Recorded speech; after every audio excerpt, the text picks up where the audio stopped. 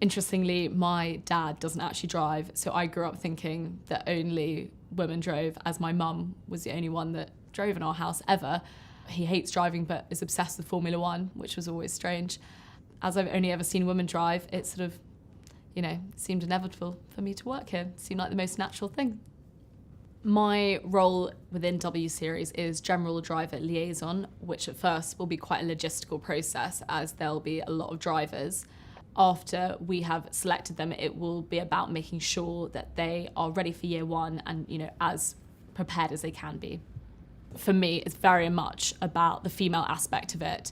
It's been 40 years since there was a woman racing in Formula One, and that's a problem. That needs to be looked at, and why is this happening? There are girls there that are interested, but they're not getting through to the top, and clearly there's a problem, clearly there's a barrier.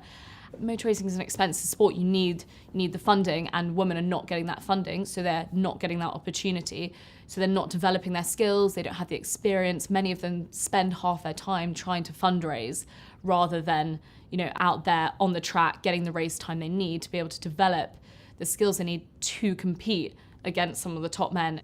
We need to help them. We need to create a platform of equality of opportunity.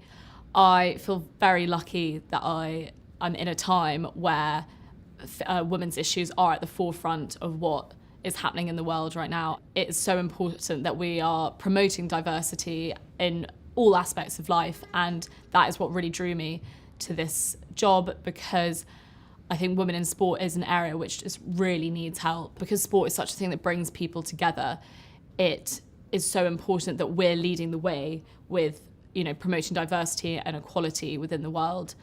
I was so lucky. I grew up surrounded by these strong, independent women, my mother, my sister, my grandmothers, and teachers, friends.